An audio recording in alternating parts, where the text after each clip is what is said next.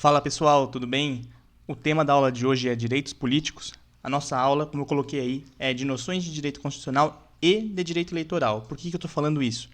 Porque no seu edital, lá para analista judiciário da área judiciária, nós temos essa matéria de direitos políticos em direito eleitoral e em direito constitucional. E para os cargos da área administrativa, direitos políticos está lá em noções de direito constitucional e não em direito eleitoral. Tá bom? Bom, na aula de hoje a gente vai tratar de 3 artigos da Constituição Federal, né, que é da parte de direitos políticos. Artigo 14, artigo 15 e artigo 16. Bom, nós vamos aqui ver muitas perguntas, tá? São 75 perguntas, 75 itens, nesse formato de certo e errado. São questões que já caíram em provas Sebrasp. Então, para você se preparar aí, já começar nesse ritmo alucinado de resolução de questões. Bom, começando pelo artigo 14. O artigo 14 diz o seguinte: a soberania popular será exercida pelo sufrágio universal e pelo voto direto e secreto, com valor igual para todos e nos termos da lei, mediante plebiscito, referendo, iniciativa popular. O que é cada um desses? A gente vai ver, tá? O plebiscito, em linhas gerais, é uma matéria que o povo é consultado antes de um projeto de lei ou de um ato administrativo ser elaborado pela autoridade. E o referendo também é uma consulta popular, só que é feita de maneira posterior, quando essa lei já está pronta. E a iniciativa popular é um projeto de lei que é apresentado pela população para a Câmara dos Deputados. Tá? E essa iniciativa popular ela tem requisitos. Aí, né, ela precisa ser proposta por pelo menos 1% do eleitorado nacional, que esteja distribuído pelo menos em 5 estados, e cada um desses estados precisa ter pelo menos 0,3% de representação nessa iniciativa popular. A Lei 9.709, de 1998, explica, né, traz aí o detalhamento do que são essas formas de participação direta da população, né, de exercício direto da soberania popular. Então, lá no artigo 2º, plebiscito e referendo são consultas formuladas ao povo para que delibere sobre matéria de acentuada relevância de natureza constitucional, legislativa ou administrativa. Aí no parágrafo 1º, a explicação do que é o plebiscito. O plebiscito é convocado com anterioridade a ato legislativo ou administrativo, cabendo ao povo pelo voto aprovar ou denegar o que lhe tenha sido submetido. Então, plebiscito é uma convocação anterior à elaboração desse ato. E o referendo é convocado com posterioridade a ato legislativo ou administrativo, cumprindo ao povo a respectiva ratificação ou rejeição. Então é importante lembrar, plebiscito antes, referendo depois. No referendo você só referenda aquilo que a autoridade já propôs, né? Geralmente a Casa Legislativa. E no artigo 13, nós temos aí a definição da iniciativa popular, que é a apresentação do projeto de lei à Câmara dos Deputados, subscrito por no mínimo 1% do eleitorado nacional, distribuído pelo menos por 5 estados, com não menos de 0,3% dos eleitores de cada um deles, né? 0,3%. Beleza? Então, vamos para a questão 1. Questão 1 caiu aí para o Ministério das Comunicações, prova de 2013. O plebiscito, consistente em consulta prévia formulada ao cidadão para que lhe manifeste sua concordância ou não com o ato legislativo. O referendo, consulta realizada posteriormente à edição do ato legislativo. E a iniciativa popular, procedimento no qual a população exige, mediante o exercício do direito de manifestação, modificações no ordenamento jurídico, são formas de exercício da soberania popular, certo ou errado. Bom, esse item traz exatamente as definições que estão ali na lei que regulamenta o exercício direto da soberania popular. Então, tá certinho aí, né? O plebiscito consistente em consulta prévia formulada ao cidadão, referendo, consulta realizada posteriormente à edição do ato legislativo, e a iniciativa popular, que é um procedimento no qual a população exige, mediante o exercício do direito de manifestação, modificações do ordenamento jurídico, né? Aí por meio de um projeto de lei. Então tá tudo certo, tá correto. vamos aí para a próxima, vou marcar aqui certinho.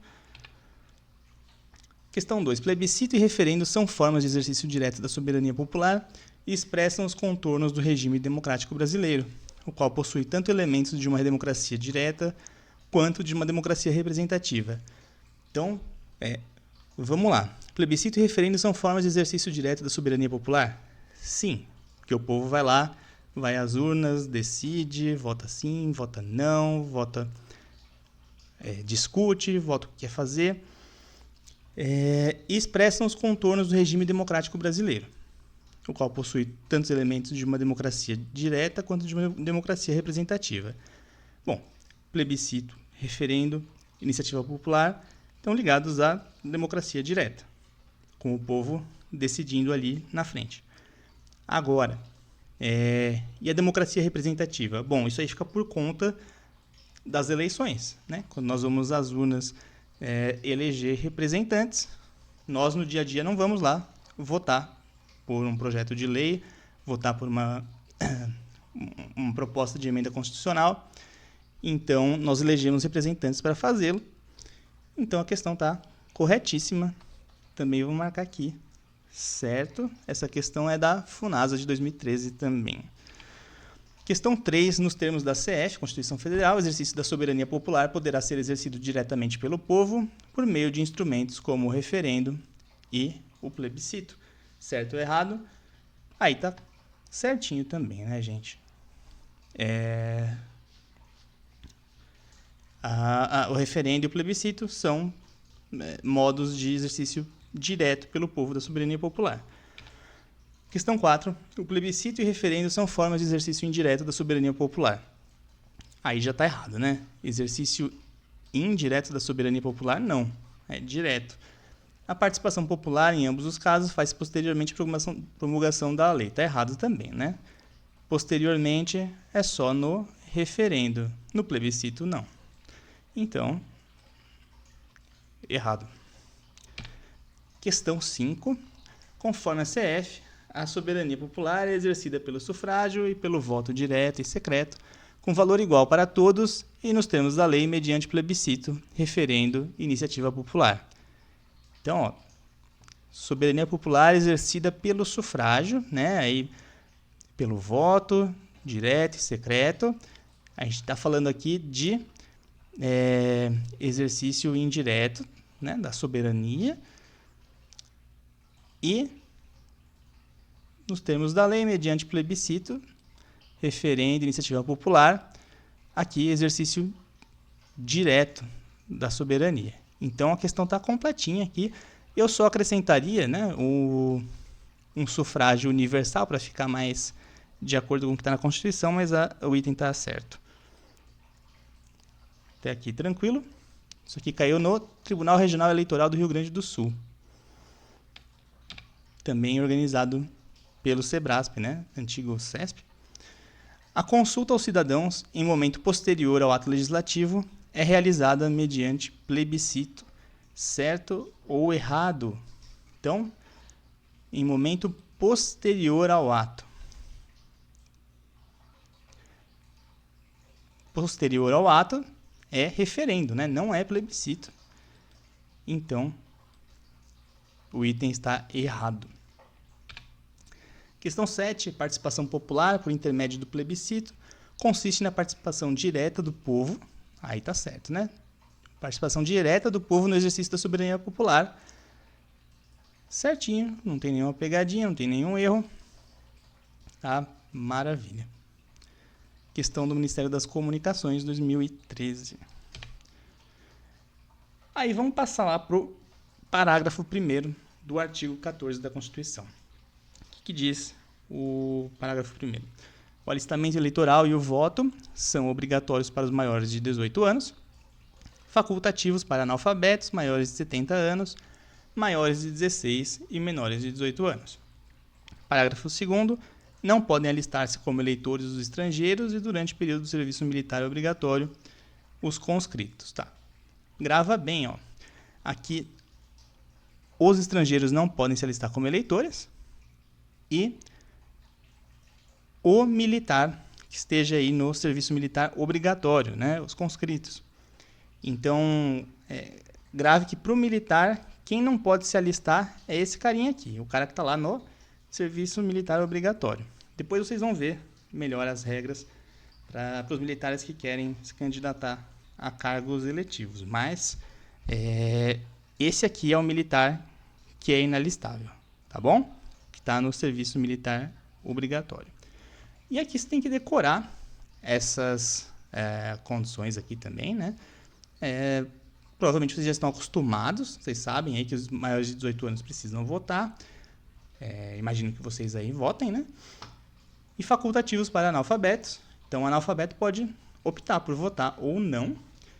E os maiores de 70 anos também não precisam votar. Eles podem, mas não precisam. E quem tiver mais de 16 e menos de 18 também pode tirar o título de eleitor, pode se alistar, né? E participar das eleições. Questões. Questão 8. O alistamento eleitoral é facultativo para os maiores de 60 anos de idade, certo ou errado?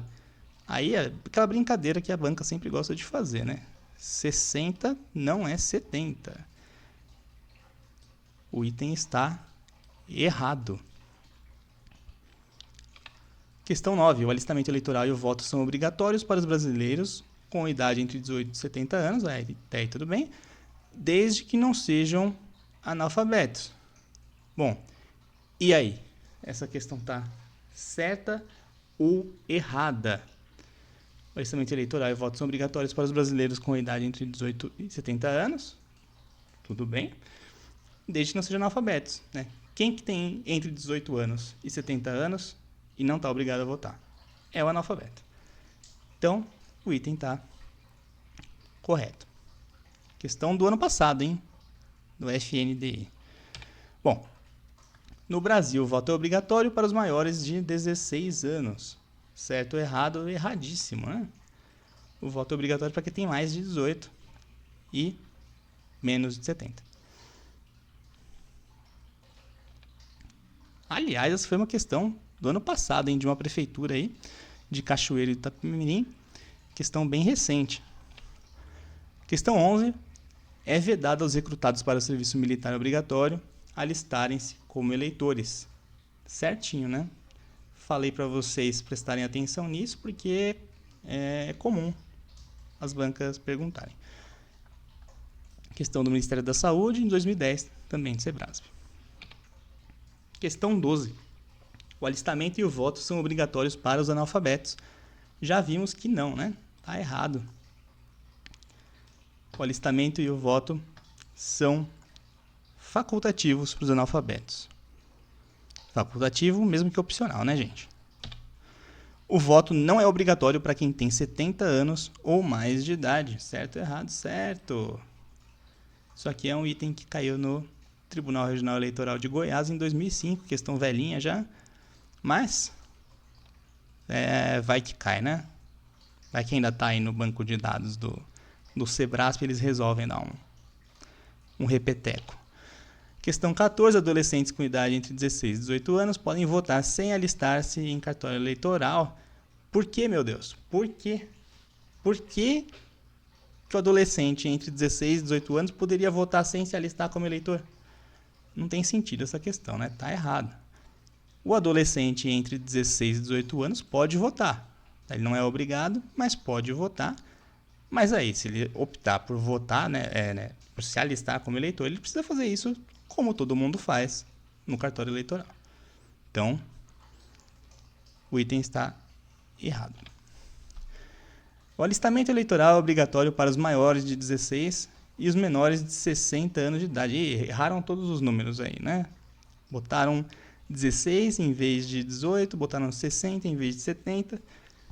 Tudo errado nesse item que caiu no STJ em 2012 para analista judiciário.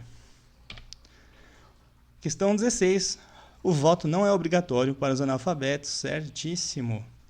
O voto é facultativo para os analfabetos. Caiu no Ministério Público do Piauí em 2018 para analista também. Questão 17. A listabilidade, que se refere à capacidade do indivíduo de ser eleitor, com direito de participar da escolha dos mandatários, é vedada aos estrangeiros. Aí, beleza. e durante o período de serviço militar obrigatório aos conscritos. Certinho. É exatamente o que está ali no parágrafo 2º do artigo 14 da Constituição, só escrito de outra maneira. Caiu aí no TCE do Pará, né? Tribunal de Contas do Estado, em 2016. Questão 18. Em conformidade com a CF, é obrigatório o voto para uma brasileira analfabeta que tenha 67 anos de idade no dia da eleição. É obrigatório? Ah, mas aqui ela tem 67 anos. Então ela não fez 70 ainda, né? Ela tem que votar? Não, não tem que votar porque ela é analfabeta. E o voto é facultativo para analfabeta. Então o item está errado. Caiu no TRE do Maranhão em 2009. Questão 19. O alistamento eleitoral é obrigatório para todos os brasileiros natos maiores de 18 anos de idade, independentemente da escolaridade. Certo ou errado? Errado. Erradíssimo, né? Porque o analfabeto não precisa votar. Então não é obrigatório para ele. Caiu no TRT da 7ª Região em 2017. Passando agora para o parágrafo 3º, que trata aí das condições de elegibilidade. Condição de elegibilidade, né, são aquelas que são necessárias para quem deseja se candidatar para um cargo eletivo. Então, a primeira é a nacionalidade brasileira. Então, só quem for brasileiro pode concorrer a cargo eletivo. E aí, a nacionalidade brasileira abrange tanto o brasileiro nato quanto o brasileiro naturalizado. Tá? Sim, nós temos alguns cargos que são privativos de brasileiros natos, mas, em regra, o naturalizado pode se candidatar. Tá? Segundo item, o pleno exercício dos direitos políticos. Então, quem tiver com direitos políticos suspensos, quem tiver perdido direitos políticos, não pode concorrer. Então, vai faltar aí essa condição de elegibilidade. Item 3, o alistamento eleitoral. Então, a pessoa, para poder se candidatar, ela precisa estar inscrita como eleitor, né? Então, não existe essa possibilidade assim, de alguém poder se candidatar e nunca ter sido eleitor. Item 4, o domicílio eleitoral na circunscrição. O que é circunscrição? Aquela área, aquele território em que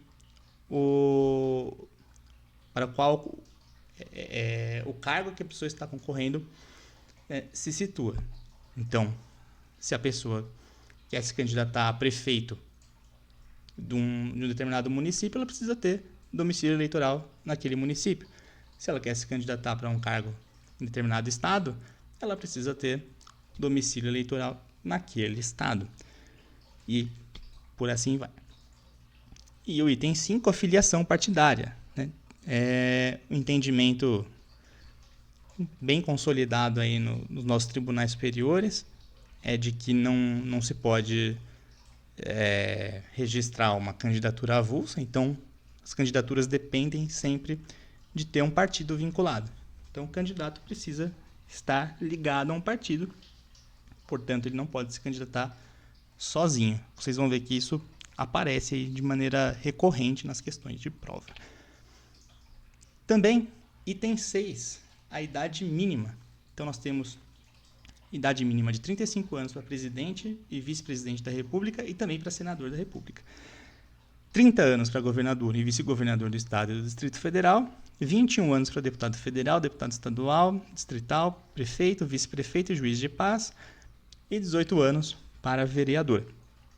Isso você precisa decorar mesmo, tá? Você pode até criar aí algum esquema. É até simples de pensar, se você for ver, né? Pega os cargos que têm uma abrangência maior, aí presidente e vice-presidente, você já sabe que vai ser aí o maior valor, 35 anos. E o senador da República também, que é um cargo de bastante destaque, aí você há 30 anos, no governador, já está numa circunscrição um pouquinho mais restrita. Aí você vai descendo, né? Você tem os deputados, que estão também na circunscrição estadual, mas eles são muitos, né? Eles não chefiam o executivo.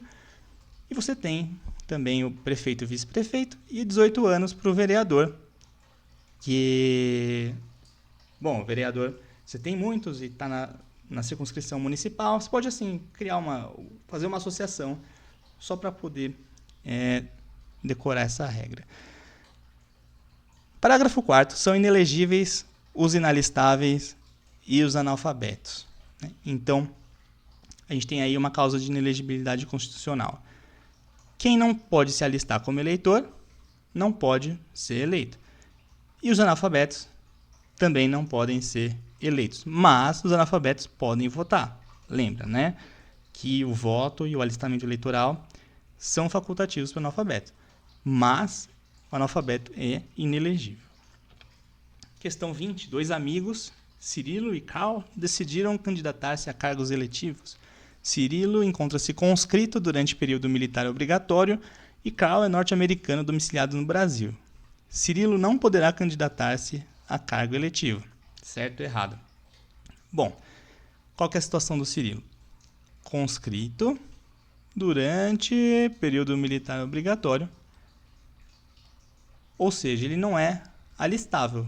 Né? E não sendo alistável, como nós vimos anteriormente lá no parágrafo 2º, agora o que o parágrafo 4º vai nos dizer é que ele é inelegível, porque ele não é alistável. Então, o item aí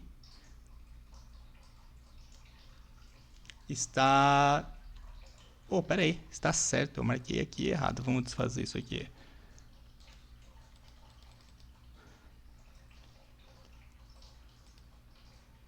Acontece, gente, quem sabe faz ao vivo. Questão 21. Moacir é analfabeto e tem 20 anos de idade. Nessa situação, é vedado a Moacir eleger-se vereador na cidade onde mora.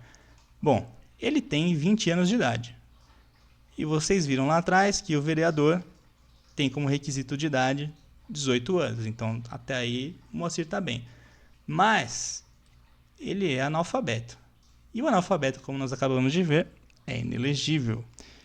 Então, nessa situação, é vedado a Moacir eleger-se vereador na cidade onde mora. Correto. Perfeita questão. Caiu no Tribunal Regional Eleitoral de Alagoas em 2004. 20 anos já dessa questão. Questão 22. Menor com 17 anos de idade, alistado, pode ser eleito para o mandato de vereador. Certo ou errado? Menor com 17 anos de idade? Não, né? A gente viu que o requisito para ser vereador, um dos, é ter 18 anos de idade. Então, não pode ser eleito. Apesar de estar alistado, ou seja, ele pode votar aqui, mas ele não pode ser eleito. Questão 23. Qualquer pessoa maior de idade alistada é elegível para o mandato de prefeito municipal, ainda que esteja com os direitos políticos suspensos. Certo ou errado? Errado, né, pessoal? Errado, porque o pleno exercício dos direitos políticos é uma das condições de elegibilidade que estão ali elencadas na Constituição Federal. Então, se ele está com os direitos políticos suspensos, ele não pode ser eleito para nenhum cargo. Questão 24. Pessoa analfabeta com 30 anos de idade pode ser eleita para o cargo de deputada federal, desde que seja alistada. Certo ou errado? Bom, 30 anos de idade pode ser eleito para o cargo de deputado federal? Pode, porque deputado federal só exige 21 anos de idade. Mas, novamente, temos aqui uma pessoa analfabeta. E o analfabeto é inelegível. Então, não pode ser eleito. O item está errado. Caiu no Tribunal Regional Eleitoral do Mato Grosso do Sul em 2013.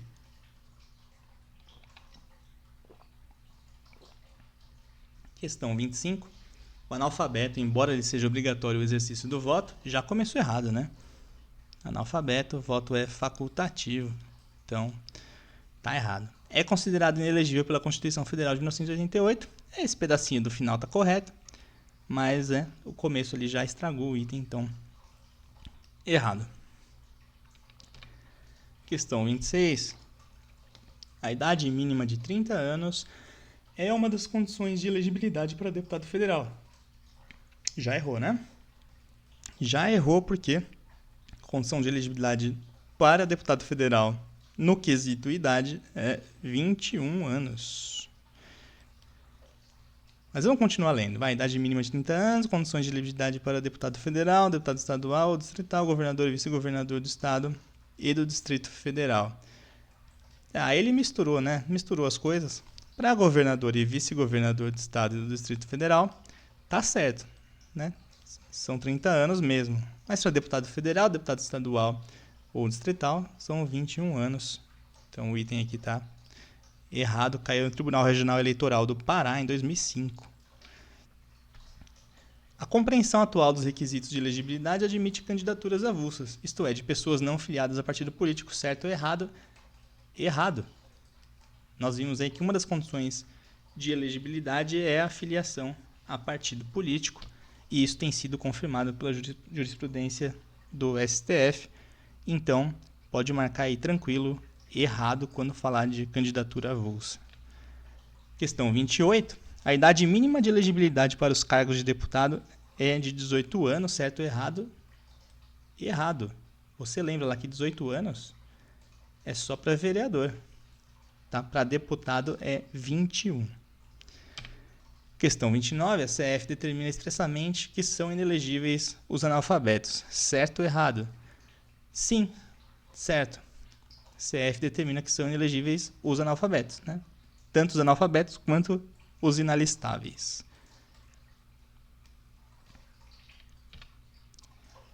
Detalhe, hein? Questão do Ministério Público do Amazonas do ano passado. Também Sebrasp, tá? Eu escolhi aqui só questões de Sebrasp. Quando eu tenho adaptado aí, é porque a prova originalmente não era de certo e errado, era de múltipla escolha, eu só pincei aí alguns dos itens. Questão 30, também da mesma prova aí do Ministério Público Estadual do Amazonas. A idade mínima para concorrer ao cargo de vereador é de 21 anos, certo ou errado? Errado também, né? Só trocaram aqui. Antes falaram de deputado para 18 e era 21, e agora falaram que é de 21 para vereador, mas está errado porque aqui é 18. Tá? 18 anos é o... Aliás, o cargo de vereador é o único que tem como requisito de idade os 18 anos. Questão 31.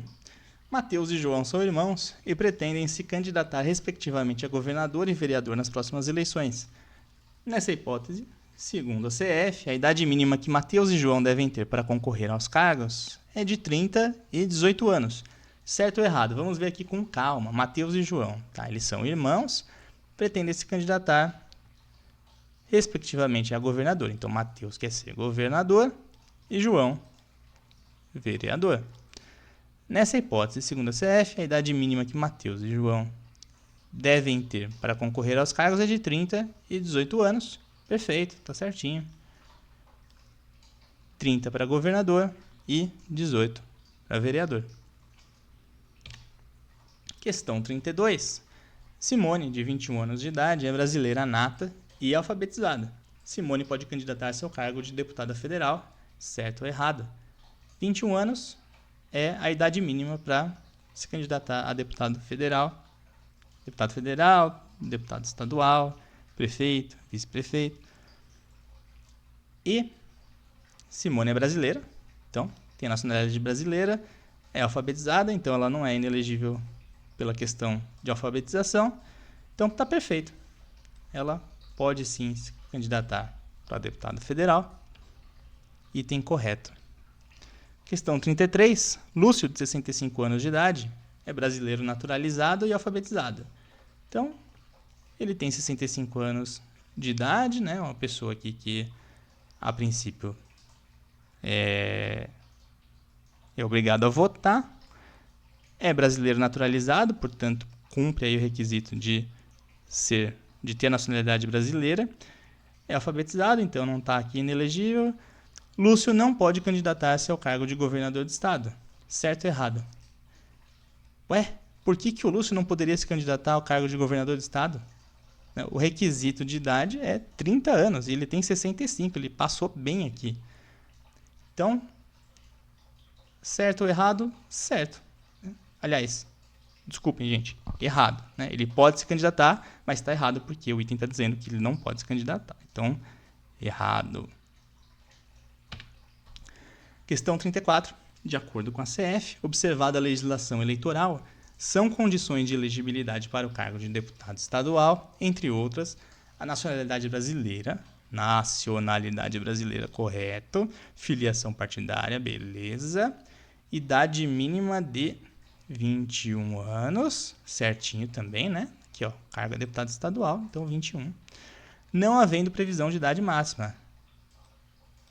Correto, né, gente? Não tem idade máxima. Aqui a idade é só mínima. Se ele tiver 95 anos e quiser se candidatar a deputado estadual, tá valendo, né? Enquanto tem bambu, tem flecha.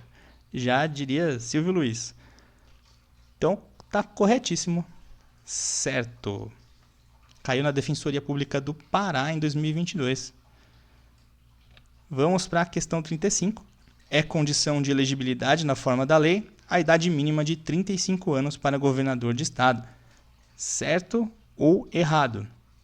Condição de elegibilidade, a idade mínima de 35 anos para governador de estado? Não, né? Governador de estado é 30 anos de idade. Então,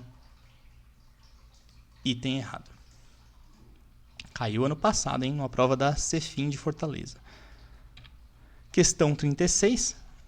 Não são elegíveis para os cargos de presidente e vice-presidente da República.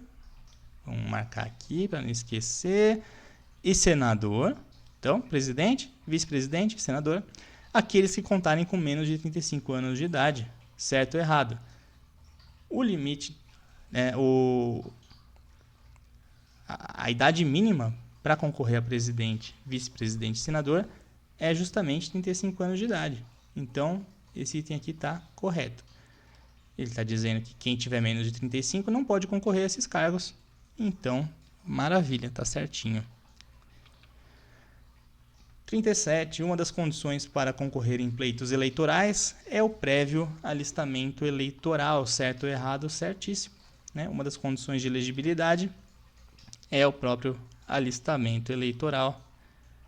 Caiu no TRE Mato Grosso do Sul em 2013 para analista. A atual CF permite candidaturas avulsas para a presidência da República, facultando os candidatos dirigirem-se diretamente aos eleitores, se há necessidade de filiação partidária. Eu vou até tomar uma água depois dessa questão, porque eu preciso me recuperar.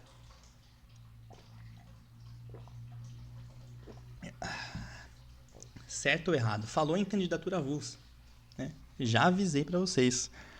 Não, a atual CF não permite candidaturas avulsas. A gente tem ali como condição de elegibilidade a filiação a partido político. Portanto, item errado. Agora a gente chegou ali, parágrafos 5º, 6º e 7º. O que esses parágrafos vão dizer, né? Estão tratando aí sobre hipóteses constitucionais de inelegibilidade, com determinações sobre reeleição, sobre quem pode concorrer, quem tenha substituído o titular do mandato, né, durante o mandato, se pode concorrer de novo, se não pode. Enfim, vamos ler. O presidente da República, os governadores de estado e do Distrito Federal, os prefeitos, a gente está falando, né, de chefes do executivo, e quem os houver sucedido ou substituído no curso dos mandatos, poderão ser reeleitos para um único período subsequente. Bom, o que esse parágrafo 5º está querendo dizer?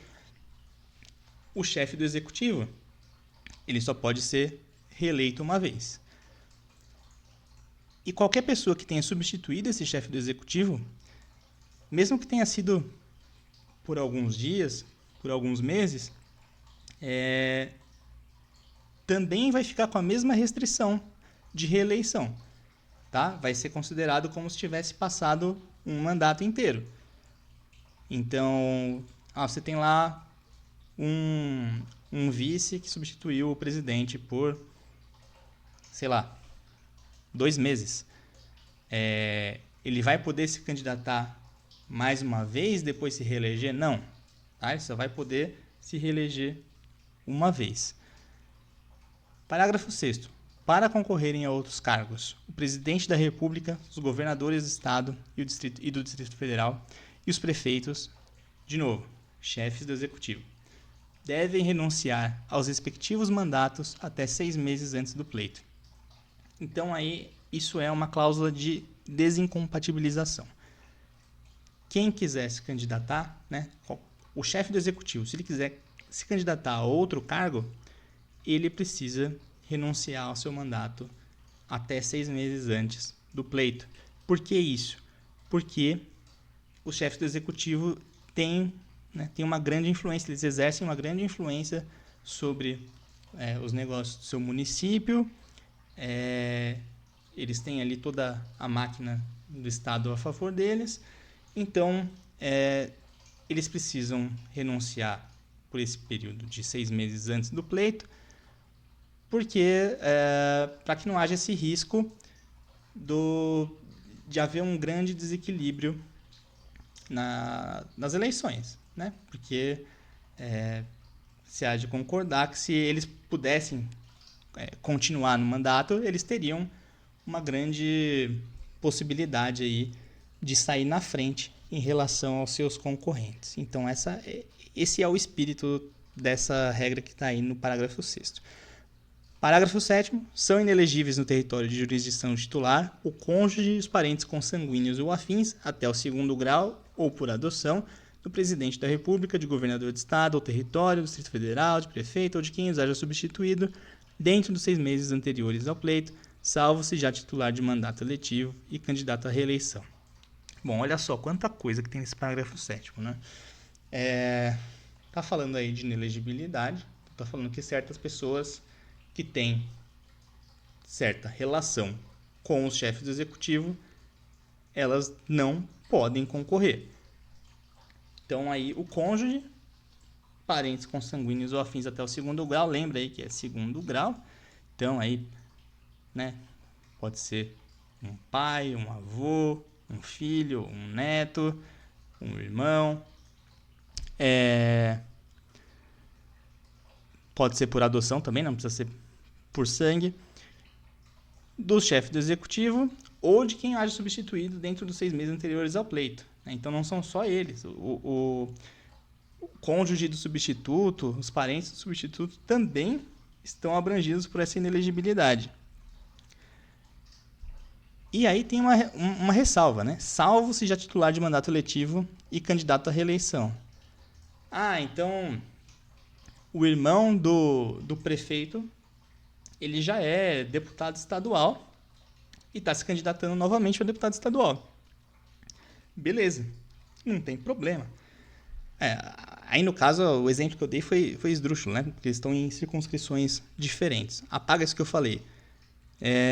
Vamos falar aí, governador. Tá? Governador vai tá se candidatando para a reeleição e ele tem um irmão que é deputado estadual e está se candidatando à reeleição também. Então não há nenhuma incompatibilidade nesse caso, tá? Continuam sendo elegíveis. Questão 39. Se no ano de 2018 o presidente da Assembleia Legislativa de um estado em seu primeiro mandato substituir o governador nos 6 meses anteriores ao pleito eleitoral, lembra, né, aquela situação que eu narrei ali no parágrafo 5º. Substituir o governador nos 6 meses anteriores ao pleito eleitoral, ele poderá concorrer ao cargo de governador no mesmo estado nas eleições estaduais daquele ano, mas não poderá concorrer à reeleição no pleito posterior. Então, olha só, presidente da Assembleia Legislativa de um estado, no seu primeiro mandato, se ele substituir o governador nos 6 meses anteriores ao pleito eleitoral, ele poderá concorrer ao cargo de governador no mesmo estado nas eleições estaduais daquele ano, sim, mas não poderá concorrer à reeleição no pleito posterior. É o que estava lá no parágrafo 7º, né? Vamos voltar aqui, porque essas regras aí podem criar algum tipo de confusão. O presidente da República, os governadores de Estado e do Distrito Federal, os prefeitos e quem os houver sucedido ou substituído no curso dos mandatos poderão ser reeleitos para um único período subsequente. Então, é isso que a questão está dizendo, né? Que esse presidente da Assembleia Legislativa, no seu primeiro mandato, ele vai substituir o governador. Então, ele só pode exercer o mandato de governador por mais uma vez. Então, o item está correto. Questão 40. Deputado estadual, irmão de governador em exercício, não pode ser candidato ao Senado Federal pelo mesmo estado. Certo ou errado? Então, aqui a gente tem um deputado estadual que é irmão do governador. Então, é uma relação aí de segundo grau. E aí o que acontece, né? Ele pode se candidatar ao Senado Federal dentro dessa circunscrição, desse mesmo estado? Então, pessoal, aqui ele não pode. Porque, você fala, mas ele tem já um cargo, né? Então, se ele já tem um cargo, será que ele não pode simplesmente concorrer? Não afastar aquela inelegibilidade que está lá no parágrafo 7º do artigo 14 da Constituição? Então, não. O que diz lá o parágrafo 7º? Ele diz que, salvo-se já titular de mandato eletivo e candidato à reeleição. Aqui, reeleição é no mesmo cargo, tá, pessoal? Então, ele é deputado estadual. Aqui, ele só poderia concorrer se ele estivesse concorrendo à reeleição, né, para o cargo de deputado estadual novamente. Então, o item está errado. Questão 41. Para concorrer à reeleição, os detentores de cargos eletivos no Poder Executivo não precisam renunciar ao mandato. Vamos lá. Para concorrer à reeleição, detentor de cargo eletivo no Poder Executivo não precisa renunciar ao mandato. Certo ou errado? Tá certo aqui, né? Quem já tem um cargo eletivo no Executivo pode continuar no mandato normalmente. Agora, eles precisam se desincompatibilizar quando vão concorrer a outros cargos, como nós vemos ali na redação do parágrafo 6º, para concorrerem a outros cargos. Então, para o mesmo cargo, não tem restrição alguma. Então, pode marcar aqui. Está certo. Questão 42. Mesmo que já sejam detentores de mandato eletivo ou candidatos à reeleição, são absolutamente inelegíveis o cônjuge e os parentes consanguíneos ou afins até o segundo grau ou por adoção do presidente da República, do governador de estado, do prefeito ou de quem os era substituído dentro dos 6 meses anteriores ao pleito, certo ou errado? Então, vamos lá. Mesmo que já sejam detentores de mandato eletivo, então já são detentores de mandato eletivo, ou candidatos à reeleição, são absolutamente inelegíveis o cônjuge? Não, né? Essa aqui é justamente a exceção que o parágrafo 7º do artigo 14 da Constituição faz, né? Que quem já for detentor de cargo eletivo e estiver se candidatando à reeleição não está inelegível. Então, esse item aqui está errado. Questão 43. O presidente da República, os governadores de estado, os prefeitos e quem o suceda ou substitua no curso do mandato podem ser reeleitos para um único período subsequente, mas, para concorrerem a outros cargos, devem renunciar ao respectivo mandato até 6 meses antes do pleito. O que vocês acham desse aí? Está perfeitamente correto, né? É o que diz a Constituição. Esse item reúne o que está ali no no artigo 14, parágrafo 7º e no parágrafo 6º. Então, tem aqui a necessidade, né, dos chefes do executivo para concorrerem a outros cargos, renunciar ao mandato até 6 meses antes do pleito. E também tem aqui, né, aliás, no parágrafo 5º, que a gente tem essa regra sobre a reeleição para um único período subsequente, para quem tenha substituído os chefes do executivo. Então, está correto. Caiu no TRF da 2ª Região, concurso de 2011. Questão 44. Em nenhuma hipótese, o cônjuge e os parentes consanguíneos ou afins até o 2º grau ou por adoção do presidente da República, de governador de estado ou de prefeito municipal podem ser candidatos a cargos eletivos no território de jurisdição titular, certo ou errado. Então aqui a questão já começa com em nenhuma hipótese essas pessoas, cônjuge e parentes consanguíneos ou afins, até o 2º grau ou por adoção, né, dos chefes do executivo, podem ser candidatos a cargos eletivos no território de jurisdição titular.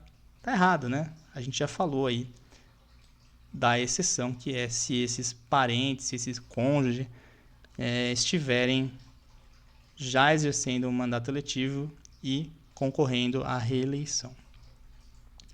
Questão 45. Cônjuge de governador de determinado estado será inelegível nesse mesmo estado, salvo se a sociedade ou o vínculo conjugal se dissolver no decorrer do mandato. E aí, certo ou errado? Eu não falei nada disso para vocês ainda, né?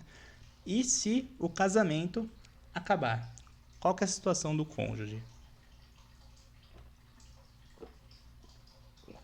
Agora eu vou passar com vocês, antes de responder a questão, para o momento mais esperado, a hora da jurisprudência. Mas você vai falar de jurisprudência aqui? Não tem nada disso no meu edital. Tem sim. Olha lá no item 14.33.1. As jurisprudências dos tribunais superiores poderão ser consideradas para fins de elaboração de itens desde que publicadas até 30 dias antes da data de realização das provas. Ou seja, então, até 30 dias antes da data da realização da prova, né, tudo que tiver ali saindo de jurisprudência pode ser cobrado nas suas questões, nos seus itens. Então, por essa razão, eu vou falar para vocês da súmula vinculante número 18. Né? Súmula vinculante é uma súmula do STF,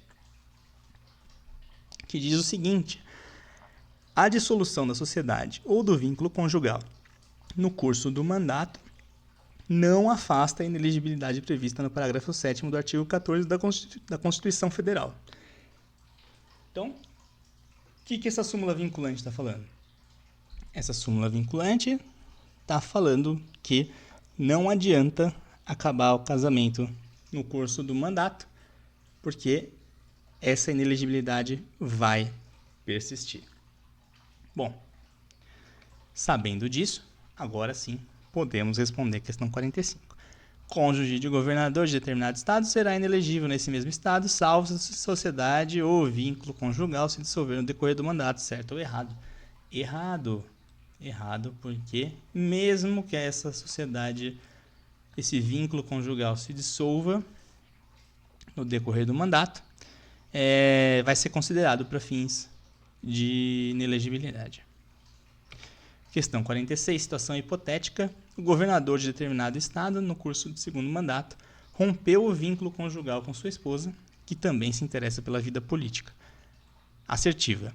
Nessa situação, a ex-esposa, caso deseje, poderá candidatar-se nas eleições seguintes a cargo eletivo naquele estado, desde que o divórcio ocorra 6 meses antes do pleito. Certo ou errado? Aí você me pegou. Será? Porque aí, se o divórcio ocorrer até 6 meses do pleito, aí então vai estar se desincompatibilizando. Não é assim que os tribunais superiores interpretam essa questão, tá? O item está errado, porque não adianta esse divórcio ocorrer 6 meses antes do pleito. Ele é considerado pelo mandato todo. Agora, né, esse ex-cônjuge aí, né? No caso, essa ex-esposa do governador, ela tem alguma chance ainda de concorrer a algum cargo eletivo? Bom, ela até tem. Vamos supor que esse governador não queira... Aqui no caso ele está no seu segundo mandato, né? Segundo mandato. Então esse cara aqui nem vai se reeleger. Mas ele pode querer concorrer a outro cargo. Se ele concorrer a outro cargo, ele vai ter que se desincompatibilizar. Para se desincompatibilizar, nós já vimos que ele vai precisar renunciar ao cargo até 6 meses antes do pleito.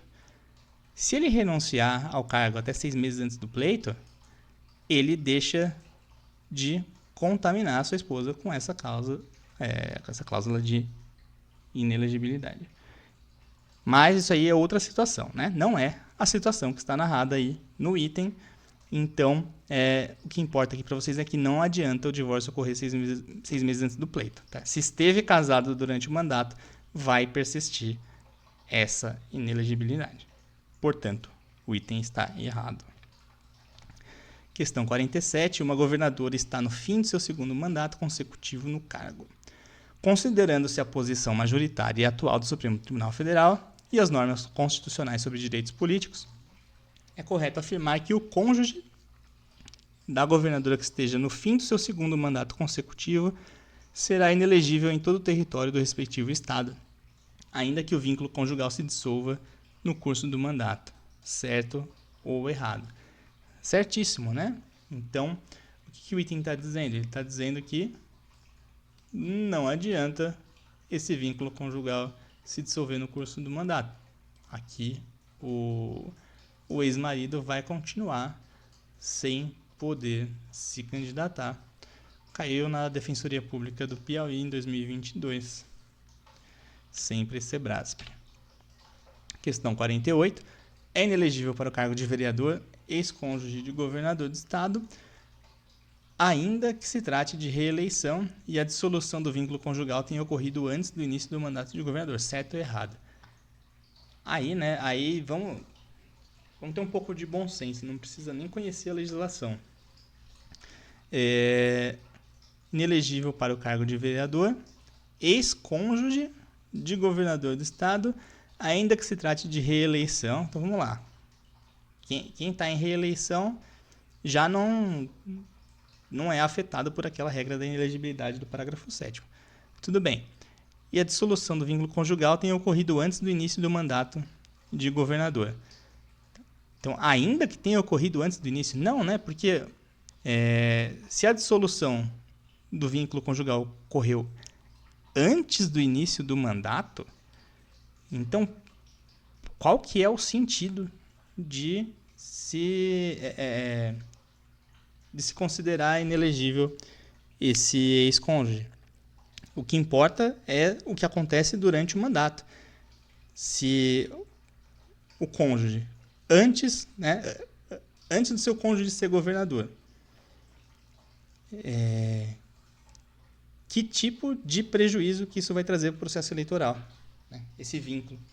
Então, o cara virou vereador, virou governador depois. O que tem a ver a ex-mulher dele com isso? Não tem nada. Então, está completamente errado. Caiu no TRE da Bahia. Era uma das alternativas aí de uma questão em 2017. Bom, prosseguindo agora para o parágrafo 8º, o militar alistável é elegível atendidas as seguintes condições. 1. Se contar menos de 10 anos de serviço, deverá afastar-se da atividade. 2. Se contar mais de 10 anos de serviço, será agregado pela autoridade superior e, se eleito, passará automaticamente no ato da diplomação para a inatividade. Bom, vamos lá. Nossa, mas a gente vai ficar discutindo aqui a alistabilidade de militar, mas esse é um negócio que é tão importante assim, né? É tão comum. Bom, as bancas de concurso gostam de perguntar. Então, assim, sendo comum ou não sendo comum, isso aqui cai. E a gente já vai ver isso. Tá. quem que é alistável? A gente já viu que o conscrito, quem está no serviço militar obrigatório, não é alistável, então não pode se alistar como eleitor, muito menos se candidatar. Agora, o militar alistável, se ele tiver menos de 10 anos de serviço, tem que se afastar da atividade. Esse afastamento aqui não é um afastamento qualquer, tá? É um afastamento definitivo. Então, se ele concorre e se afasta, ele não volta depois para o serviço militar. Tá? Ele vai caçar outra coisa para fazer. Agora, se contar mais de 10 anos de serviço, ele vai ser agregado pela autoridade superior e, se for eleito, passa, por ocasião da diplomação, para inatividade. O que isso significa?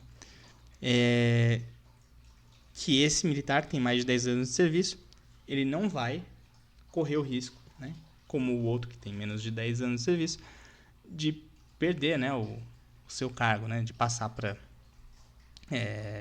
de perder aí a atividade, de ter que se afastar.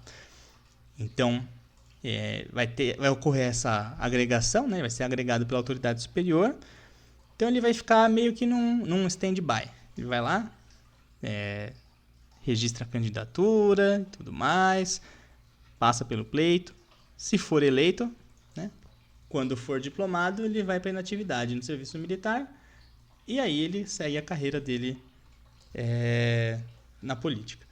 Agora, se ele não for eleito, ele vai simplesmente voltar para a atividade militar e seguir a vida também. É importante aqui lembrar, né, de quantos anos eles precisam de serviço. Então, menos de 10 precisa se afastar, mais de 10 é agregado e depois vai ser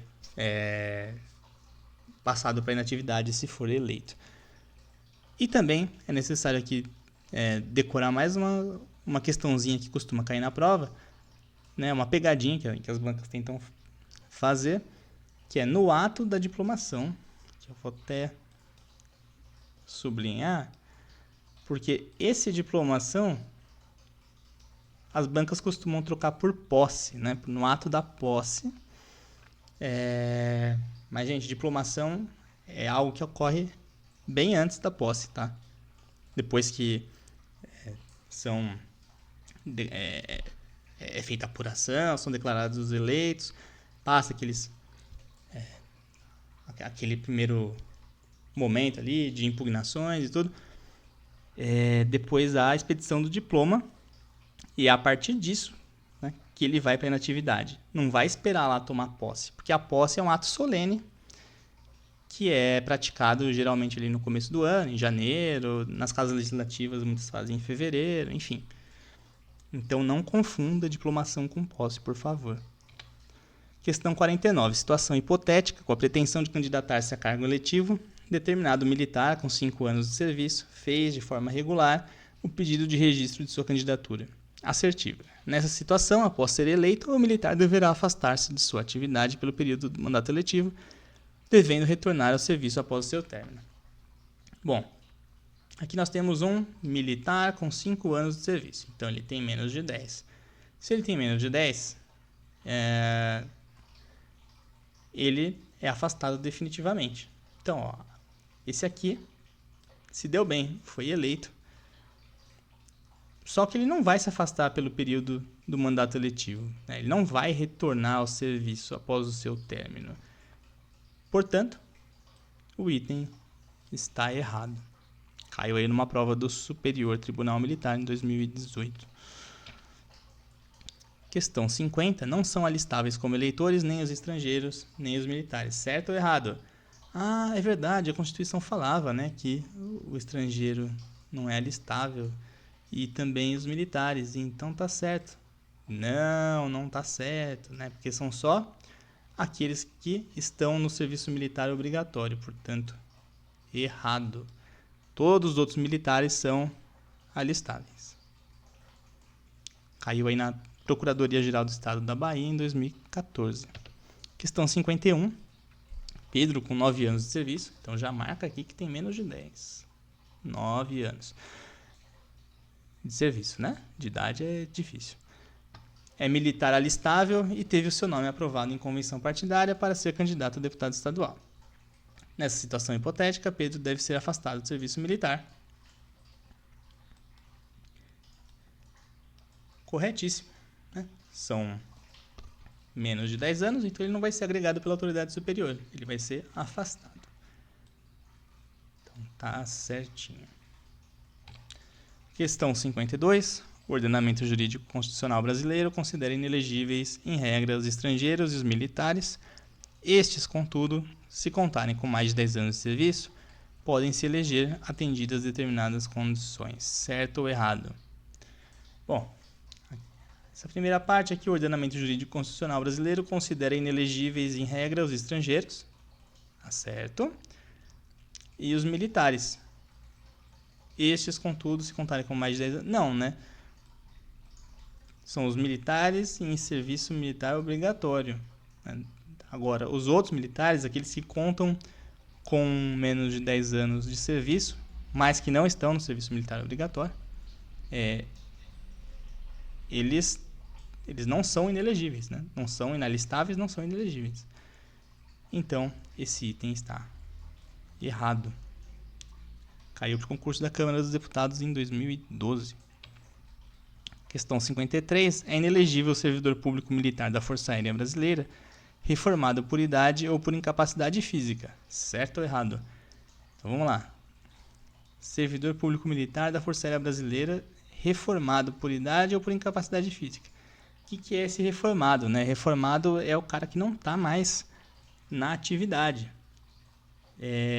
As restrições que estão ali para os militares, elas foram concebidas para o militar da ativa, né? O militar que está ali no dia a dia, que está na ativa mesmo. Então, esse servidor reformado, ele não está mais na ativa. Então, ele não tem nenhuma dessas restrições. Então, ele é plenamente elegível, alistável. Então, o item aí está errado. Tá? Não tem nenhuma inelegibilidade aqui. Caiu para o concurso da Câmara dos Deputados também, só que no dia de 2014.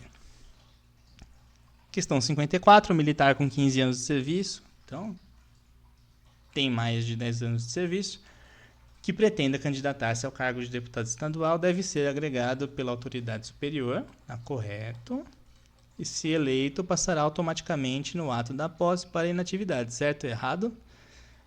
Parece certo, né? Então tá aqui 15 anos de serviço, deputado estadual, agregado pela autoridade superior, beleza. Passará automaticamente no ato da posse, não, diplomação. Então, o item está errado. Passando agora para outro dispositivo constitucional. Parágrafo 9º. Diz o seguinte, diz que lei complementar estabelecerá outros casos de inelegibilidade e os prazos de sua cessação, a fim de proteger a probidade administrativa, a moralidade para exercício de mandato, considerada a vida pregressa do candidato, e a normalidade e legitimidade das eleições contra a influência do poder econômico ou o abuso do exercício de função, cargo ou emprego na administração direta ou indireta. O que esse maldito parágrafo 9º está falando? Ele está falando que uma lei complementar vai tratar de casos de inelegibilidade. E que lei complementar é essa? É a Lei Complementar número 64 de 90, né, que a gente chama aí carinhosamente de Lei das Inelegibilidades, que foi modificada pela Lei da Ficha Limpa, né, a Lei Complementar número 135 de 2010. Então, é mais para vocês poderem se situar. Essa lei complementar, que trata de casos de inelegibilidade, ela vai trazer aí os prazos, ela vai ter essa ideia de proteger a probidade administrativa, a moralidade, normalidade das eleições contra a influência de poder econômico, abuso de exercício de função. Então é isso, gente. Então, vamos responder as próximas questões. Questão 55. Além daqueles constitucionalmente previstos, lei complementar estabelecerá outros casos de inelegibilidade e os prazos de sua cessação, a fim de proteger a probidade administrativa, a moralidade para o exercício do mandato, considerada a vida pregressa do candidato, a normalidade e legitimidade das eleições contra a influência do poder econômico ou abuso do exercício de função, cargo ou emprego na administração direta ou indireta, certo ou errado.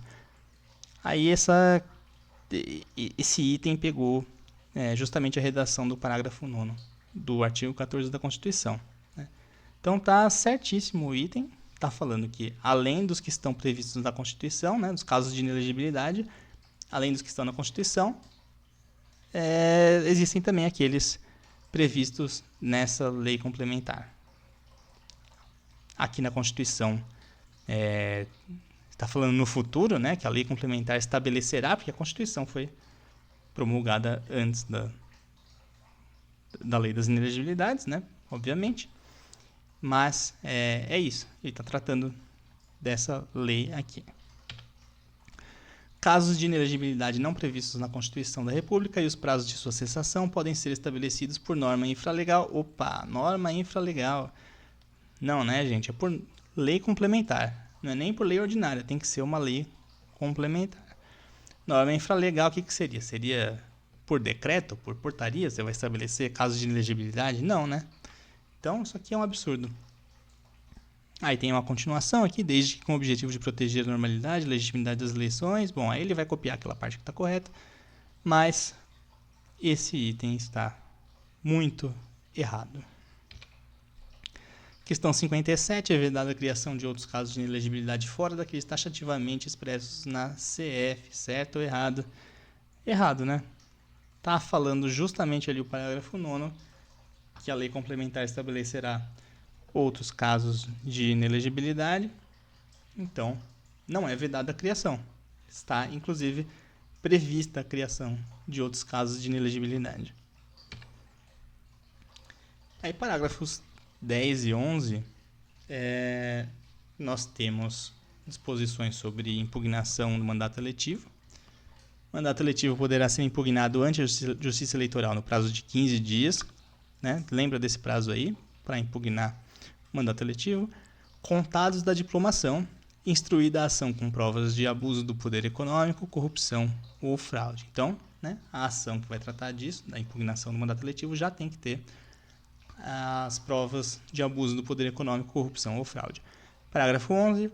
A ação de impugnação de mandato tramitará em segredo de justiça, então lembrem disso, né?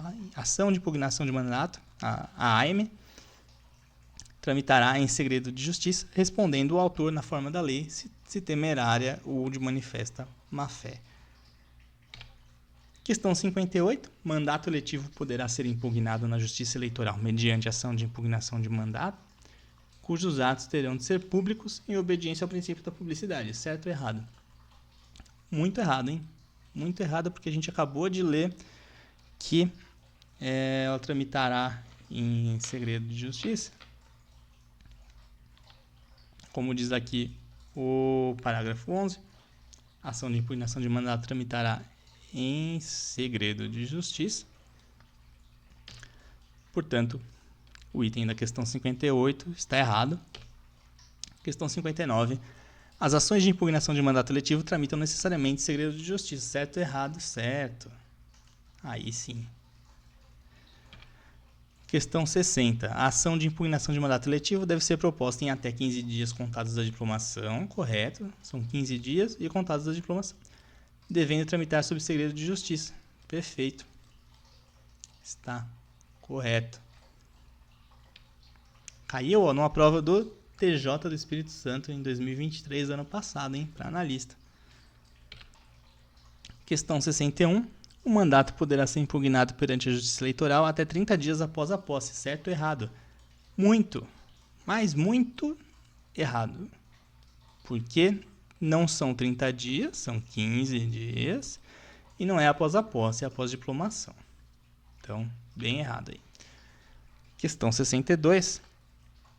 A ação de impugnação de um mandato eletivo deverá ser proposta na Justiça Eleitoral no prazo de 15 dias da diplomação. Então, vamos lá. 15 dias, diplomação. Até aí está correto. Independentemente de provas iniciais de abuso do poder econômico, corrupção ou fraude cometida. Errado, né? Errado porque o que o parágrafo 10 do artigo 14 diz é que tem que justamente estar instruído com as provas de abuso do poder econômico, corrupção ou fraude. Então, item errado. E aí tem uma novidade, né? Já tem 3 anos isso aí na Constituição, mas é uma novidade porque a gente não teve ainda eleições municipais depois disso. Enfim, isso aqui foi trazido pela Emenda Constitucional número 111 de 2021. Esses dois parágrafos, parágrafo 12 e parágrafo 13, trata sobre consultas populares a serem realizadas no mesmo momento das eleições municipais. Serão realizadas concomitantemente às eleições municipais as consultas populares sobre questões locais aprovadas pelas câmaras municipais e encaminhadas à Justiça Eleitoral até 90 dias antes da data das eleições, observados os limites operacionais relativos ao número de quesitos. Então, vai lá acontecer eleição municipal e vamos supor que em determinado município exista aí uma consulta popular que foi aprovada pela Câmara Municipal. Essa consulta ela vai ser realizada na mesma ocasião das eleições. Mas aí tem algumas coisas que devem ser observadas, né? Elas têm que ser aprovadas pela Câmara Municipal e encaminhadas à Justiça Eleitoral até 90 dias antes da data das eleições. Tá? Então gravem bem esse prazo aí de 90 dias. As manifestações favoráveis e contrárias às questões submetidas às consultas populares nos termos do parágrafo 12 ocorrerão durante as campanhas eleitorais, sem a utilização de propaganda gratuita no rádio e na televisão. Então, para essas questões aqui de consulta popular, não vai ter tempo de rádio e TV, né, designado para isso. Tá? Então, não vai ter propaganda sobre isso no rádio e na TV.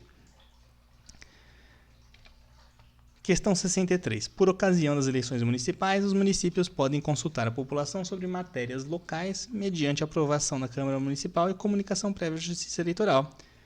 Então, esse item está perfeito, mesmo o que diz ali a Constituição. Caiu numa prova desse ano do Sebrasp. A Constituição Federal de 1988 veda a realização de consultas populares concomitantemente às eleições municipais. Certo ou errado? Aí está dizendo justamente o contrário, né, do que a gente acabou de ver. A Constituição não veda a realização de consultas populares junto com as eleições municipais. Pelo contrário, né, ela está determinando que isso ocorrerá dentro de algumas condições. Então, o item está errado. Caiu para o Ministério Público da Bahia no ano passado. E aí, nós chegamos num ponto que é crucial aqui para a matéria de direitos políticos, porque esses itens caem geralmente em prova. A gente está tratando aí da suspensão, da perda de direitos políticos. E é uma matéria que está aí no artigo 15 da Constituição. É vedada a cassação de direitos políticos. Então, já grava aí. É vedada a cassação de direitos políticos. Não vai ter cassação de direitos políticos. Não tem cassação de direitos políticos. Cassação, não. Toda vez que uma questão de prova estiver dizendo que existe uma hipótese de cassação, fala que não. Não tem. Tá errado. Não tem. Cuja perda ou suspensão só se dará nos casos de. Então, vai ter perda, vai ter suspensão. Não tem cassação de direitos políticos. Tudo bem. Vamos lá para os incisos. Inciso 1. Cancelamento da naturalização por sentença transitada em julgado. Então, o indivíduo veio aqui para o Brasil, né? Um estrangeiro veio para o Brasil, ficou morando no Brasil por determinado tempo, aí a depender aí dos requisitos dele, né? Para adquirir a nacionalidade brasileira. Vamos supor aí que ele tenha morado 20 anos no Brasil, construiu sua vida aqui, e pediu a naturalização. Por algum motivo, a naturalização dele foi cancelada por uma sentença transitada em julgado. Essa pessoa vai perder os direitos políticos. Isso aqui é uma hipótese de perda. Tanto perda quanto suspensão aqui não querem dizer que esse direito nunca mais pode ser recuperado.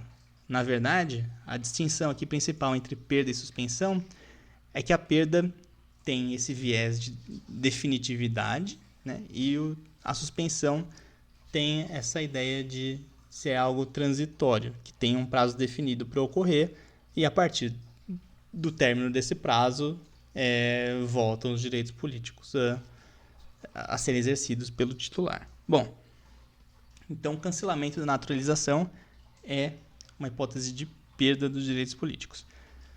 Incapacidade civil absoluta. Essa aqui é um pouquinho chata, né, da gente trabalhar com ela. Por quê? Porque incapacidade civil absoluta, quando o Constituinte pensou nesse inciso 2 aqui, ele estava pensando naquelas pessoas que, por algum tipo de problema mental, neurológico, enfim, não podiam se expressar de maneira suficiente para exercer os atos da vida civil, que entra ali nas hipóteses de incapacidade civil absoluta na redação anterior do Código Civil. Que acontece que depois que entrou em vigor a Lei 13.146 de 2015, que é o Estatuto da Pessoa com Deficiência, o Código Civil foi alterado para deixar apenas como incapacidade civil absoluta a menoridade. Então, só os menores de 16, né, os que não têm a capacidade para os atos da vida civil, esses ficaram como absolutamente incapazes. Só que isso para o direito eleitoral aqui não tem muita serventia, né? Porque quem tem menos de 16 anos não pode se alistar, não pode ser eleito, não pode nada. Então, o conteúdo desse dispositivo ficou esvaziado. Então, mas está aí na Constituição. Se na prova perguntar, está aí. Incapacidade civil absoluta é uma hipótese aí de suspensão de direitos políticos. Bom, condenação criminal transitada em julgado enquanto durarem seus efeitos. Aí é uma hipótese de suspensão dos direitos políticos. Muito comum. Você que vai ser aprovado aí no concurso do TSE e vai assumir uma vaga num tribunal regional eleitoral. Provavelmente você vai trabalhar em algum momento num cartório, né, num cartório eleitoral, e vai ali entrar no sistema diariamente, né, no sistema que gere aí os cadastros dos eleitores. E você vai muitas vezes atender ali um eleitor no balcão que você vai entrar ali no cadastro dele e vai estar inscrição suspensa. Aí você vai olhar e vai ter ali tem uma condenação por tráfico, uma condenação Maria da Penha, uma condenação por roubo. Tá lá, tá suspenso. Teve uma condenação criminal transitada em julgado, né? O Tribunal de Justiça mandou um ofício para a Justiça Eleitoral, você recebeu e colocou lá no sistema, digitou o código da suspensão dos direitos políticos e tá lá, né? Esse cidadão tá com seus direitos políticos suspensos. Então, lembre, condenação criminal, suspensão. No inciso 4, recusa de cumprir obrigação a todos imposto ou prestação alternativa nos termos do artigo 5º, inciso 8. Qual que é essa hipótese aí, né? É aquele cidadão que se recusa a cumprir uma obrigação que é imposta a todos, como o serviço militar obrigatório é aí o maior exemplo delas, né? E se recusa a cumprir a prestação alternativa também. Então, isso é uma hipótese de suspensão dos direitos políticos. E também tem a condenação por improbidade administrativa, também suspende, né, os direitos políticos. Questão 65. Com o trânsito em julgado de uma condenação criminal, haverá suspensão dos direitos políticos da pessoa condenada, independentemente de substituição da pena de prisão por pena restritiva de direitos. Certo ou errado? Bom, essa substituição da pena de prisão por pena restritiva de direitos não afeta a suspensão dos direitos políticos, tá? Continua suspenso do mesmo jeito. Esse é o entendimento dos tribunais superiores. Portanto, o item está correto. Então, não importa se substituiu a pena privativa de liberdade pela restritiva de direitos. Continua suspenso, né? Quando que esses direitos políticos vão deixar de estar suspensos? Quando efetivamente for cumprida essa pena. Portanto, item certo. Questão 66. Somente pode haver a cassação ou a perda dos direitos políticos nos seguintes casos: cancelamento da naturalização por sentença judicial transitada em julgado, incapacidade civil absoluta, condenação criminal transitada em julgado enquanto durarem seus efeitos, recusa de cumprir a obrigação a todos imposta ou prestação alternativa e improbidade administrativa. E aí, certo ou errado? Bom, mas aí o item elencou todas aquelas hipóteses de perda e suspensão, então tá correto, né? Não, tá errado. Por quê? Porque o que eu disse para vocês? Quando tiver cassação, pode marcar errado, com toda certeza do mundo, tá? Cassação, eles botaram aqui para te confundir. Você vai ler rápido, não vai olhar direito o que está acontecendo, vai achar que está tudo certo, né? Você viu aqui depois perda, aí você já vai lendo as hipóteses, vai vendo que todas as hipóteses estão aqui, e aí você pensa, tá certo. Lembra ali do comecinho, hein? Cassação, não. Então, tá errado. Questão 67. A CF prevê casos de suspensão, correto, mas não de perda definitiva de direitos políticos. Aí já errou, né? Porque perda a gente tem. Tem suspensão e tem perda. Pois a privação terminante desses direitos configuraria ofensa ao princípio da dignidade da pessoa humana. Certo ou errado, né? Tá errado. Tá errado porque a gente tem suspensão e perda. Nada de errado com isso. O que ofenderia a dignidade da pessoa humana seria a cassação. Questão 68. Pedro foi condenado por improbidade administrativa. Ana teve sua naturalização cancelada por sentença transitada em julgado. A partir dessa citação, é possível afirmar que haverá suspensão dos direitos políticos de Pedro e de Ana. Certo ou errado? Vamos lá. Pedro condenado por improbidade administrativa. Condenação por improbidade administrativa é a suspensão dos direitos políticos. Ana teve sua naturalização cancelada por sentença transitada em julgado.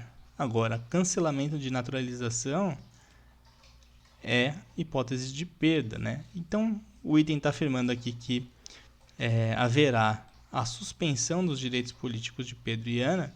Está errado porque de Ana será perda e não suspensão. Então, item errado. Caiu numa prova do ano passado aqui, 2023. Questão 69. O condenado por improbidade administrativa, a sanção de suspensão dos direitos políticos por 8 anos, cuja sentença tenha transitado em julgado, não poderá concorrer a cargo eletivo na próxima eleição, mas poderá nela votar. Certo ou errado? Aí você pode pensar, faz sentido, porque ele cometeu um ato de improbidade administrativa, então ele não pode ser eleito, né? Mas, sacanagem, né? O cara não poder nem votar. Mas, não, gente, ele não poderá votar, né? O item está errado. Por quê? Porque a condenação por improbidade administrativa é uma hipótese de suspensão dos direitos políticos. Suspensão dos direitos políticos implica que nenhum direito político vai estar disponível aqui para esse cidadão exercer. Então, direitos políticos englobam tanto o direito de ser eleito, né, de participar do processo eleitoral como um candidato, como um pretendente ao exercício de um cargo eletivo, de um mandato eletivo, como o direito de votar. Então, essa pessoa que não está no pleno exercício dos seus direitos políticos não vai poder também votar. Então o item está errado. Vamos para a questão 70. É constitucional a acumulação da inelegibilidade com a suspensão dos direitos políticos, certo ou errado? Certo, já vou botar certo aqui. Caso você não tenha entendido aí o comando da questão, é constitucional a acumulação da inelegibilidade com a suspensão dos direitos políticos. O que é essa acumulação, né? Que é a hipótese em que uma pessoa pode estar tanto inelegível quanto com direitos políticos suspensos. Por que é possível essa acumulação? Porque inelegibilidade e suspensão dos direitos políticos não são a mesma coisa. Tá? A inelegibilidade ela afeta só a capacidade eleitoral passiva. Então, o exemplo que a gente sempre usa aqui, o analfabeto. O analfabeto ele é inelegível, mas o voto, o alistamento para ele são facultativos. Então, ele pode votar, mas ele não pode ser eleito. São coisas diferentes. Então, de um lado tem a inelegibilidade, mas do outro lado tem ainda o gozo dos direitos políticos. Agora, é possível também que a pessoa esteja tanto inelegível como com os direitos políticos suspensos. Então, é possível, sim, essa acumulação. Questão 71. A cassação dos direitos políticos é expressamente vedada pela CF e as hipóteses de perda ou suspensão desses direitos estão previstas no texto constitucional, não sendo possível que legislação infraconstitucional amplie esse rol dentro do texto constitucional. Certo ou errado? Então, aqui está certo que a cassação é vedada pela Constituição Federal, está lá no caput do artigo 15 da Constituição. E as hipóteses de perda ou suspensão estão previstas no texto constitucional. Perfeito. Não sendo possível que legislação infraconstitucional amplie esse rol dentro do texto constitucional, dá certo. Não tem nenhuma previsão aí de que a legislação infraconstitucional possa aumentar essa lista de hipóteses de perda ou de suspensão. Está corretíssimo. Caiu ano passado também esse item. Prova do Conselho Nacional do Ministério Público. Questão 72. No âmbito do ordenamento jurídico nacional, os direitos políticos podem ser objeto de perda quando houver cancelamento de naturalização, independentemente de sentença transitada em julgado. Bom, estava indo muito bem aqui, né? Essa questão, falando que os direitos políticos podem ser objeto de perda quando houver cancelamento de naturalização, tá certinho, né? É perda nesse caso. Agora, quando diz que independentemente de sentença transitada em julgados, né? Tá errado. Aqui o cancelamento da naturalização é por sentença transitada em julgado. Então, tem errado.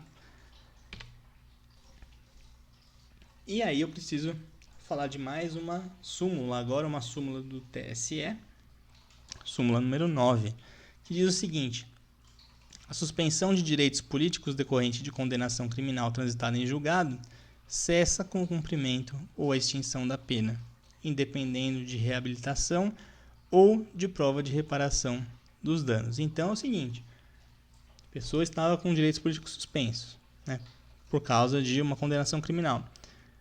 Agora, terminou o cumprimento dessa pena, essa pena foi extinta, não é necessário provar reparação de danos, nem nenhuma espécie de reabilitação para que essa pessoa readquira direitos políticos, tá? Eles voltam da suspensão e a pessoa entra no pleno exercício deles novamente. E aí, questão 73, tá? Para que a gente possa usar essa súmula número 9. A suspensão dos direitos políticos em razão de condenação criminal transitada em julgado cessa com cumprimento ou extinção da pena, sendo necessária a prova específica nos casos de reparação de dano, certo ou errado? Errado, né? Acabamos de ver que ela independe da reparação de dano, então está incorreto. Caiu na Procuradoria-Geral do Município de Natal no ano passado. Por fim, nós temos ali o artigo 16 da Constituição Federal, que trata do princípio da anualidade eleitoral ou da anterioridade eleitoral. A lei que alterar o processo eleitoral entrará em vigor na data de sua publicação, não se aplicando a eleição que ocorra até um ano da data de sua vigência. O que isso quer dizer? Uma lei que entra em vigor alterando o processo eleitoral, ela não pode ser aplicada ao pleito que ocorra até um ano antes da sua vigência. Ou seja, a gente vai ter agora eleições, né, em outubro. Se for aprovada uma lei amanhã para alterar o processo eleitoral, ela já não vai mais poder ser aplicada nas eleições de 2024, só vai poder ser aplicada nas eleições de 2026. Por quê? Porque não teve o respeito desse prazo de um ano, dessa anualidade eleitoral. Questão 74. Caso seja publicada e passe a vigir em fevereiro de 2018, lei que altere o processo eleitoral poderá ser aplicada a pleito eletivo que ocorra em outubro desse mesmo ano. Certo ou errado? Errado. Por quê? Porque não passou o prazo de um ano, né? O prazo aí da anualidade eleitoral. Então, tá errado. Vamos lembrar aqui um detalhe, tá? Pela redação do artigo 16, a redação atual dele, diz o seguinte, que ela vai entrar em vigor, tá? Então, essa lei que altera o processo eleitoral, ela entra em vigor já na data da publicação. Ela entra em vigor direto. Só não vai poder ser aplicada. Então, está em vigor, não pode ser aplicada. Lembra disso. Questão 75. Determinada lei, publicada 6 meses antes da data, vamos marcar aqui, 6 meses antes da data de realização das eleições estaduais, criou hipótese de inelegibilidade. Para dificultar abuso do poder econômico. Tal lei deve ser complementar e não se aplicará às referidas eleições. Certo ou errado? Vamos lá, então. A gente tem aqui uma lei que está alterando o processo eleitoral, né? Porque ela está criando uma hipótese de inelegibilidade, então ela está afetando já o processo eleitoral. Bom, só que ela tem menos de um ano, né, da realização das eleições. Então, a gente já sabe aqui que ela não pode ser aplicada, tá? Não se aplicará. Criou hipótese de inelegibilidade. Para criar a hipótese de inelegibilidade, tem que ser pelo menos uma lei complementar, né? A gente tem as hipóteses constitucionais e as hipóteses que a Constituição determina que podem ser criadas por lei complementar, que a gente viu lá no parágrafo 9º do artigo 14. Então, tal lei sim deve ser complementar, portanto o item está correto, né? A lei deve ser criada, aliás, a lei deve ser complementar e não se aplicará às referidas eleições. Por fim, né, aí já para a gente poder só pegar uma questão aí de saideira, a gente tem um item no edital que fala sobre direitos políticos e direitos fundamentais, e por isso é importante só lembrar que os direitos políticos eles entram naquela classificação de direitos humanos, né? Aquela tipologia conhecida aí do Karel-Vazak, né? das 3 gerações. Então, de liberdade, igualdade, fraternidade, direitos humanos de primeira geração, que seriam aqueles das liberdades civis e políticas, né? Então, os direitos políticos estão aqui, né? Nessas liberdades civis e políticas. Direitos humanos de segunda geração, liberdades econômicas e sociais, direitos humanos de terceira geração, direitos difusos. Muito bem, direitos políticos são direitos fundamentais. Então, se tiver alguma menção a isso aqui, vocês podem ficar tranquilos e marcar como correto. Questão de saideira, a última aí, para a gente poder encerrar. Conquanto sejam considerados direitos individuais, os direitos políticos não possuem a natureza de direitos fundamentais e, portanto, não se lhes aplicam as proteções do sistema constitucional de direitos fundamentais. Certo ou errado? Errado. errado, porque aqui está falando que eles não possuem a natureza de direitos fundamentais. E é justamente o contrário, tá? Direitos políticos são, sim, direitos fundamentais, são direitos fundamentais de primeira geração. Então é isso, pessoal. Agradeço por vocês terem assistido essa aula. Se ficou alguma dúvida, podem deixar aí nos comentários. E eu espero vocês nas próximas aulas. Até mais!